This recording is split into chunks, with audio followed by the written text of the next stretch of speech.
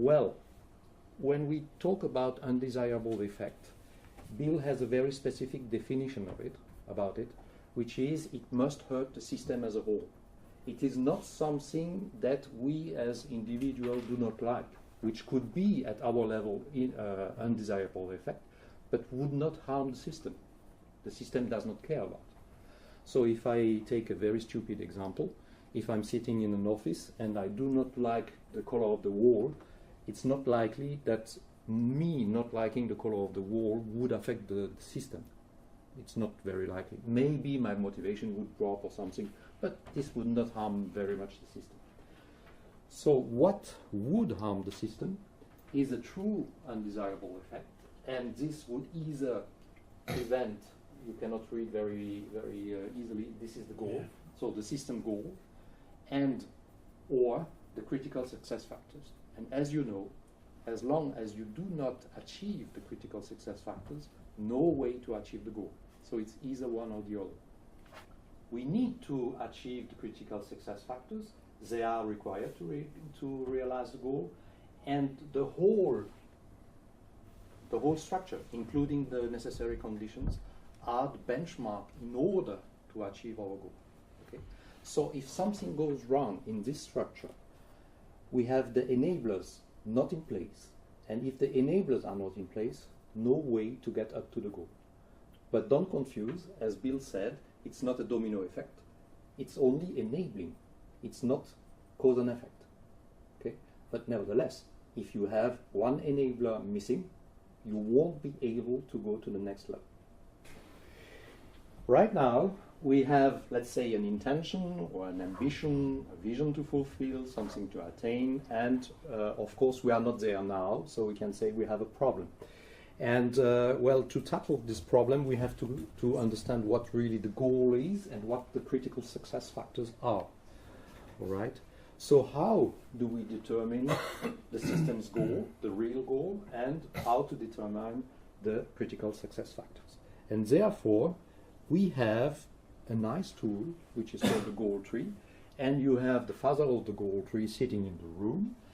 And what is the goal tree? Well, you know it, but it's a repeat. It's a visual and graphic depiction of what you have to have with the goal on top, some necessary condition with a specific status, which are called the critical success factors, and then you have the whole structure of all the necessary conditions which are enablers from one level to the others.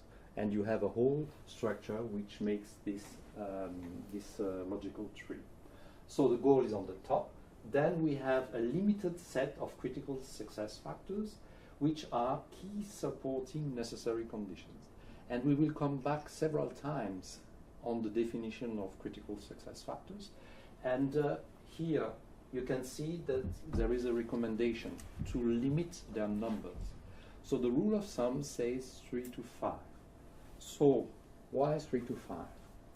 Well, I'd like to say partly it's coming from experience, but also if you take time to consider, and the words are important here, if to achieve what the system is supposed to do, and consider yourself as the owner or the founders of something, and you have an ambition, you want to achieve this ambition, you have critical success factors, and the words are important.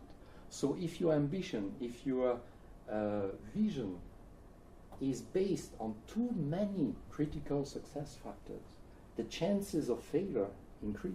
Yeah. Okay? So you have to have a limited set of critical success factors. Another way I would like to propose, considering critical success factors, is, of course, you will have several definitions, and they are all true and, how to say, completing each other. But I generally explain that to my customers.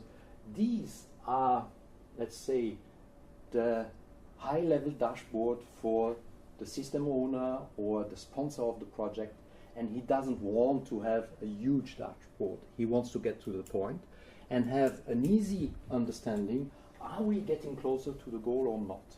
And if we have 3 to 5, we can handle, because you can assess, are we getting closer to the goal or not?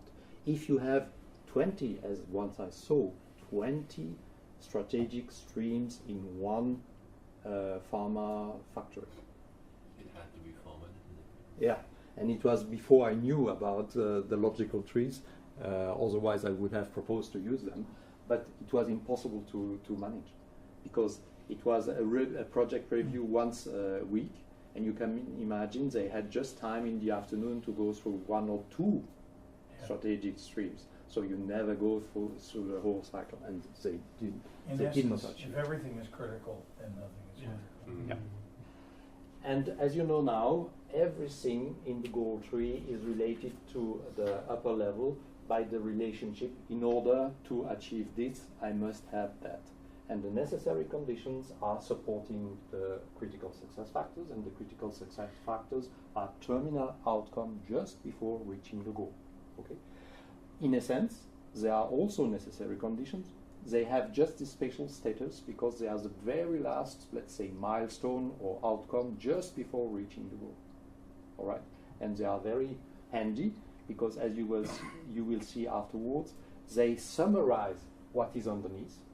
So this is also a good way to define a critical success factor. It's a kind of summary of all the structure which is beneath, and they provide, I'd like to say, a handy dashboard. And whether we are trying to build an aircraft or establishing a new business with a startup, this gives you the benchmark, gives us the benchmark, what should be done in order to have the success we are looking for. But I'd like to say it's also a roadmap because, as Bill said, it is sequential.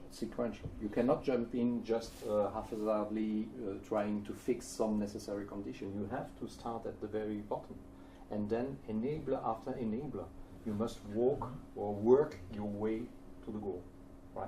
So it's a benchmark, it's a roadmap, and it's much more. So we have now our structure, okay? So you are quite familiar with, but we are not there, of course. We are not there, so we have a drift between what we want to achieve and what we actually have. So we have undesirable effect. Undesirable effect, well, the goal is not achieved, or one or more critical success factors are not yet achieved, okay? And these are elements which will feed the other trees, knowing that at that moment we can see the effects, but we are not sure why it's not happening, because we are dealing with complex systems, which, as Bill said, can go quite deeply into the details, right? So we are not sure why we are failing to do or to achieve it, but at least we can see the effects. Let me point something else out. Yeah. The undesirable effects are undesirable only with respect to the benchmark established by the critical success factors and the goal. So the question then becomes, well, how many undesirable effects do we have in our system? And the answer is the maximum number you have is the sum total of the critical success factors plus the goal. So in this case here, there are 3 critical success factors and a goal. The maximum number of system undesirable effects you could possibly have is 4. 3 plus 1. If you had 5 critical success factors and a goal, the max you could have would be 6. But think about this for a second. If you had 6, or in this case, if you had 4, it means your system is totally failing in all respects because you're not getting anything done right. In most cases, what will happen is you'll have 2 or 3. And what will happen is a couple of those critical success factors will be working out okay. And the other one is not, and because the other one is not, you are not achieving your goal. So that means you've got 2, one of which leads to the other. So we heavily advertised this nice tool, which is the goal tree, and the question is how to construct one, right? So before going to rush to the post-its and have a structure done, we must first understand what is our system and what are the boundaries of the system.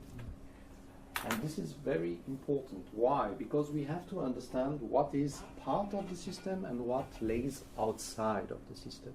And there are two notions which are very important to understand. First, the span of control, which is what you have power upon. You have total control. You can decide within your span of control. And then second, as a concentric circle, this is a wider area. You have some influence within a sphere, so you can reach out with your influence, but you cannot totally decide because you depend on somebody else or some other department or some stakeholders, whoever. So you can influence in some aspects, but you cannot totally control it. And what is not in the span of control and not in the sphere of influence is outside the system. And outside the system, we should consider it as, well, constraints or something we have to comply with. It's regulation, it's the weather, we cannot influence the weather, it's the law, it's many things which are totally beyond our control. So why is it important to be clear about the boundaries of the system? So if we are coming back to goal trees and its components, well, the goal and the critical success factors will not be the same if you consider your system to be in your span of control or sphere of influence, because you have, nested structures. So if you consider what is within your span of control, you probably will have your own goal.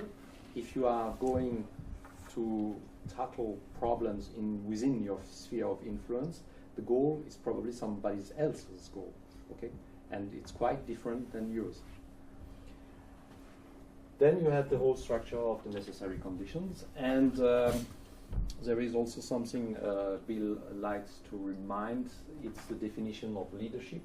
So it's about doing the right things compared to doing the things right. So doing the right things would be the definition of leadership, as for doing the things right would more be management. Okay, so if you are in the span of control, you probably are looking for the right things to do. If you are in the other cases, you might be told to do the things right. Mm-hmm. This is one way of putting it. Maybe you have a different way. Very good. Then we are still circling around the goal tree. And now, what is the system's goal? Well, as you already understood, it is one single and, as it's written, overriding end for which the system exists. It is the ambition or the reason why the system was created. And well, who is legit to say what the goal is? So in the vision of Bill, it's the owner or the delegates of the owner. So of course, for very old companies, the owner or the founder is no more there to dictate the goal, but he left a legacy. And also the people taking over are carrying on with the vision, etc. And he gave several examples about public administration or whatever. So somebody is defining what the goal is. Okay. Either the owner himself or somebody having authority to decide what the goal is. Then we go for the critical success factors. As we already mentioned, they are very high-level terminal outcome. So in a sense, they are necessary conditions with a special status. As I already said, they are summary result of the underlying necessary conditions.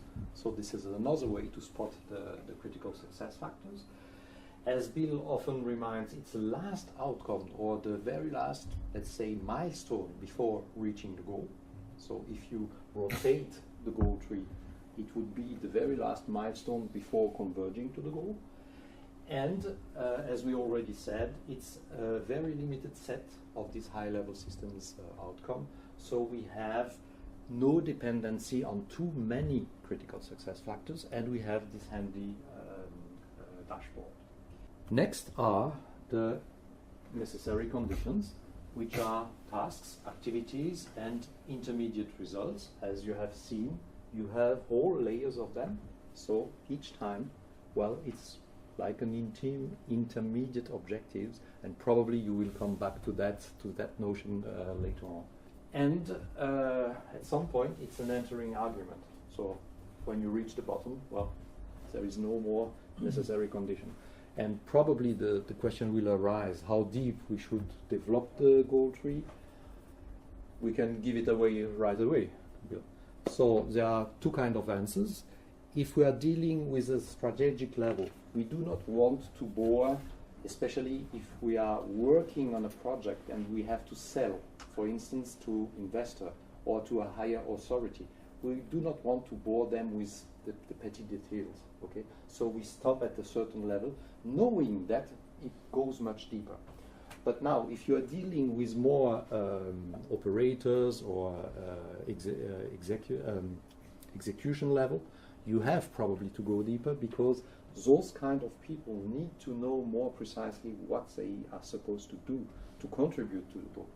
If you stop with some abstract concepts, they probably not very at ease with that. So you need to go may not deeper. see where they fit into the process. Right. Absolutely. So you have to distinguish who is your audience. Are you talking to a more higher level audience, or somebody needing more detail? What I really like with the goal tree, and this from the beginning, is when I realize that the goal tree is filtering out the nice to haves. The goal tree is a logical analysis of the situation, what you need to have and what does not comply to. In order to have, I must have. In order to achieve, I must have.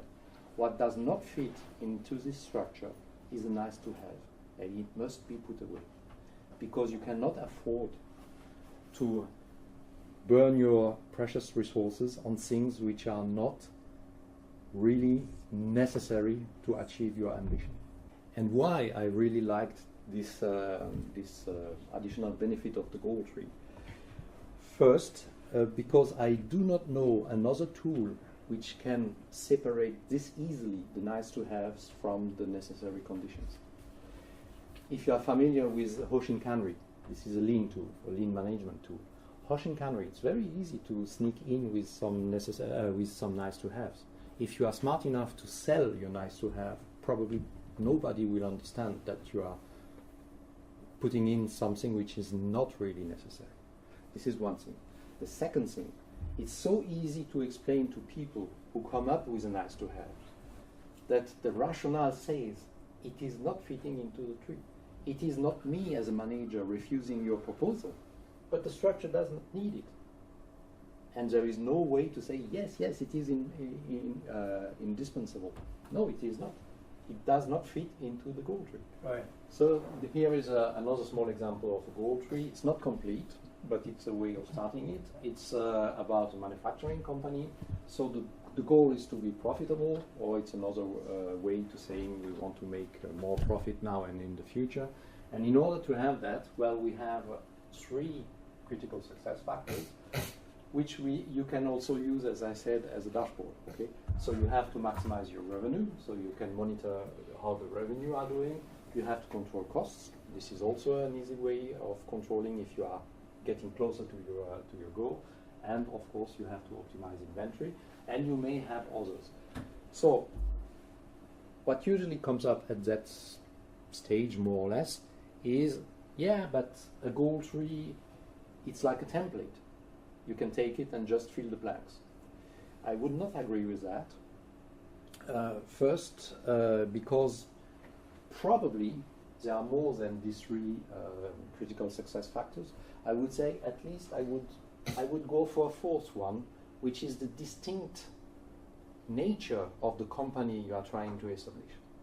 If you are just doing this, how would you differentiate from your competitors?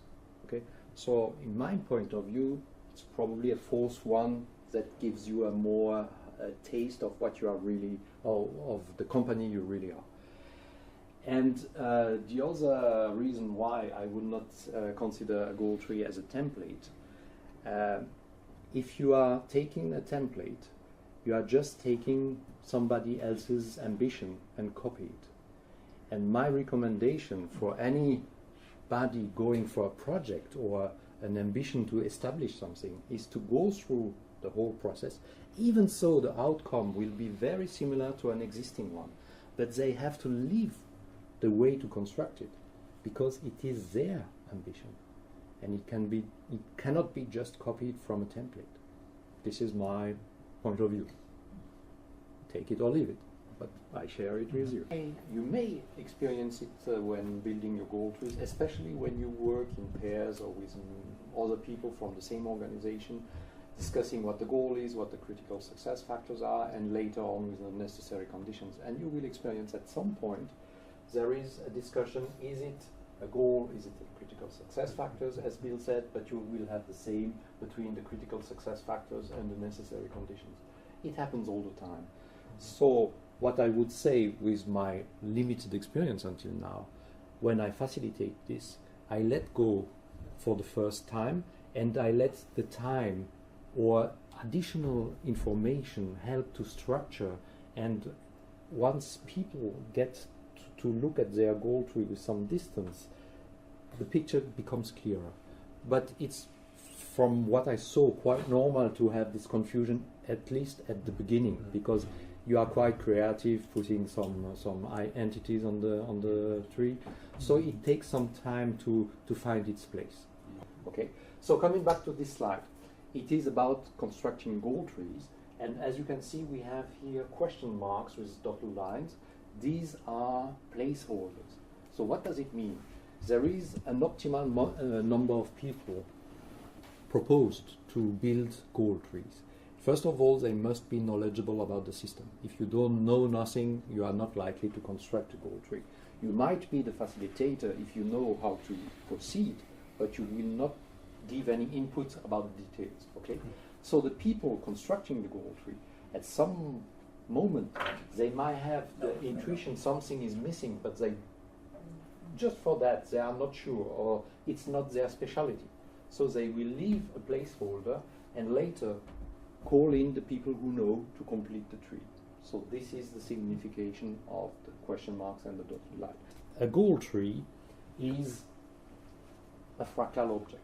You may have the big corporate goal tree, and it has the traditional structure. But at some point, for instance, this critical success factor to the corporate goal is the goal of, let's say, one of the department of the corporate. All right? And then they have different critical success factors than the corporation has. But it is also true, for example, for a workshop in a factory. Okay, your department has a goal tree, but some of the necessary condition of this goal tree is the goal of the underlying structure. Okay, so I'd like to call this fractal, because independently of the scale you are looking at your goal tree, you always have the same structure. We can also use the image of the Russian dolls. You open one, you have a smaller one, and the other one, and the other one.